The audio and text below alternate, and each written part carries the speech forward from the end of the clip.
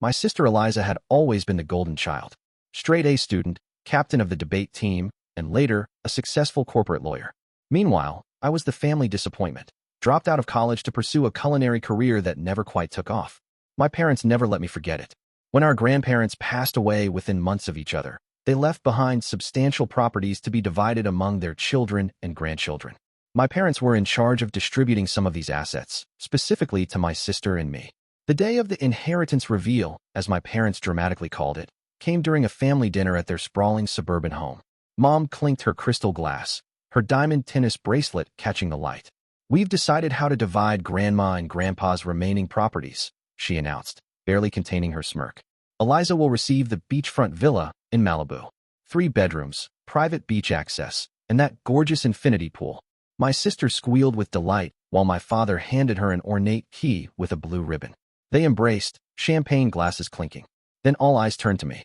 "And for our entrepreneurial son," my father said with thinly veiled condescension, "we've decided to give you the empty lot behind the old shopping center." Silence fell across the table. "The parking lot?" I asked, confused. "It's not just a parking lot," my mother corrected, though her tone suggested otherwise. "It's a 1/4 acre of prime, well, concrete." They all burst into laughter. "You can always sleep under the stars," my father snickered, slapping the table. My sister at least had the decency to look uncomfortable, though she didn't speak up in my defense. I was handed a plain manila envelope containing the deed. No ribbons. No champagne toast. "Thanks," I said flatly, pocketing the envelope and excusing myself from the table. That night, I drove to see my inheritance. It was exactly as described, an empty, neglected parking lot behind a half-dead shopping center on the edge of town. Weeds pushed through cracks in the concrete, and faded yellow lines marked where cars once parked. The single street lamp flickered pathetically. I sat on the hood of my car, staring at this cruel joke of a gift, when something caught my eye. The lot was positioned at the intersection of 2 busy roads, and even at night, there was significant traffic. The shopping center had been declining for years, but the surrounding area was actually developing. An idea began to form. The next day, I contacted a real estate appraiser friend who confirmed my suspicions. The location had potential. While the villa my sister received was worth more currently, my worthless parking lot was zoned commercial and situated in a rapidly developing area. I cashed out my modest savings and took out a small business loan. Within 3 months, I had transformed the empty lot into something the neighborhood desperately needed. I turned that worthless parking lot into the city's most popular food truck park. The concept was simple.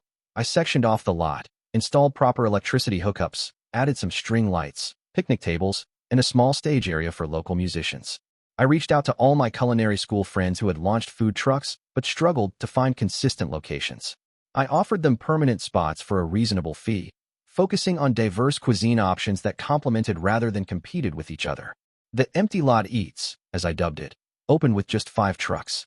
A Korean fusion spot, an authentic taco stand, gourmet grilled cheese, artisanal ice cream, and a craft coffee truck. I invested in a website and social media presence, highlighting each vendor's story and specialties. Within the first month, word spread. Workers from nearby offices flocked there for lunch. Families came for dinner. Weekend crowds grew steadily as we added more trucks and hosted local bands on Saturday nights. The once abandoned concrete slab became a vibrant community gathering place. I lived frugally, reinvesting every penny of profit. By the 6-month mark, we had 12 permanent food trucks, weekend farmers market stalls, and a waiting list of vendors wanting to join. I added more seating, built a covered pavilion for rainy days, and installed a small playground to attract families.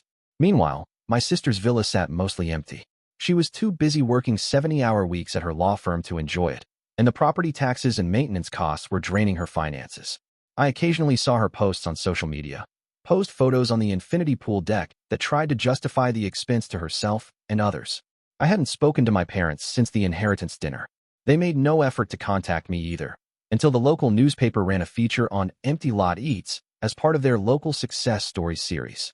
The article included the history of how I received the property and turned it from nothing into something, complete with before and after photos and profit estimates based on the venue's growing popularity. The day after the article was published, my phone rang. It was my mother. "We saw the article about your food truck thing," she said, her voice dripping with forced enthusiasm. "Your father and I are just so proud. We always knew you had entrepreneurial spirit." I said nothing, letting the silence stretch uncomfortably. "We'd love to come by," and see what you've done with the place," she continued. "Maybe we could discuss some ideas? Your father has experience in commercial real estate, you know. He could really help you take this to the next level." "I'm doing fine on my own," I replied. "Well, of course you are, sweetie. But family businesses should stay in the family, right? We're thinking we could formalize things. Your father and I could contribute some capital for expansion, and in return." "In return what, Mom?" "You get ownership shares in my Sleeping Under the Stars business." She laughed nervously. "Well, we did give you the property to begin with. We're partly responsible for your success." I nearly choked. "You gave me that lot as a joke. You never thought I'd make anything of it." "That's not true. We always believed in you. This is why we gave you a commercial property instead of just another vacation home like your sister got. We knew you'd do something special with it." The revisionist history was stunning. "I need to go, Mom. We're preparing for the dinner rush." "Just think about it," she urged. "Family helping family. We'll stop by this weekend to discuss details." I hung up, my blood boiling. But then a slow smile spread across my face. If they wanted to play games, I could play too. And I had home field advantage, literally. That weekend, my parents arrived dressed like they were heading to a country club, completely out of place among the casual food truck crowd. My father carried a leather portfolio embossed with his initials. "Son," he boomed, arms wide as if we were on good terms. "This is quite impressive for a starter business." My mother nodded, her eyes darting around calculating potential profits. "Though it could use a woman's touch. Those plastic chairs are so utilitarian." I gave them a tour, watching their expressions shift from condescension to genuine surprise as they witnessed the long lines, happy customers, and vibrant atmosphere. By the time we reached my small office, a converted shipping container with surprising charm, their entire demeanor had changed. "Let's talk numbers," my father said, opening his portfolio. "Your mother and I propose a family partnership. We'll invest $200,000 for renovations and expansion. In return, we receive a 60% ownership stake." 60%? I laughed. "For what exactly?" "For our investment. And our expertise," my mother added. "Plus, we provided the land." "You provided land you thought was worthless as a cruel joke," I corrected. "And now that I've built something valuable through my own hard work, you want to swoop in and claim the majority?" "Now, don't be dramatic," my father waved dismissively. "We're offering you legitimate capital." I smiled. "Let me show you something." I pulled out my own portfolio, much less fancy but far more substantial. Inside were documents from the city planning department, property valuations, and most importantly, a purchase offer. The development company building luxury apartments across the street has offered to buy this lot for 18 times what it was worth when you gifted it to me. They want to create a permanent food hall and community space as their building's amenity.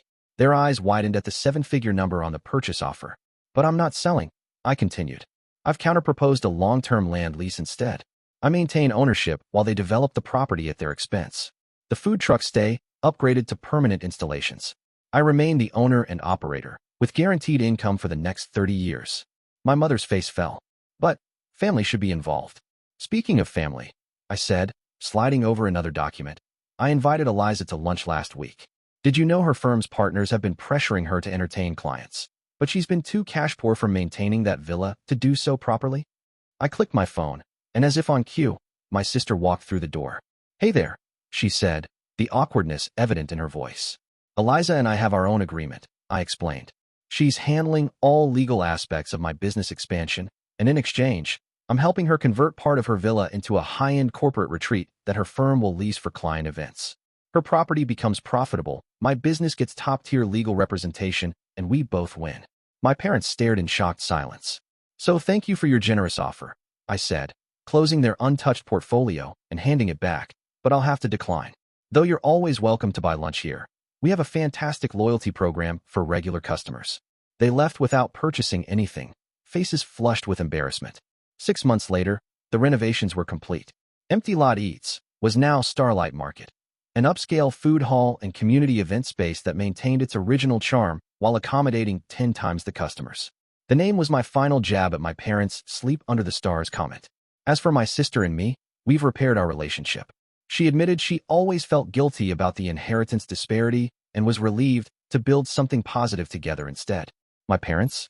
They still haven't returned, though they've apparently shown the newspaper features about my success to their country club friends, claiming they always believed in my vision. I don't mind. Every night when I lock up and look at the stars above my once-empty parking lot, I know exactly who believed in me. Me.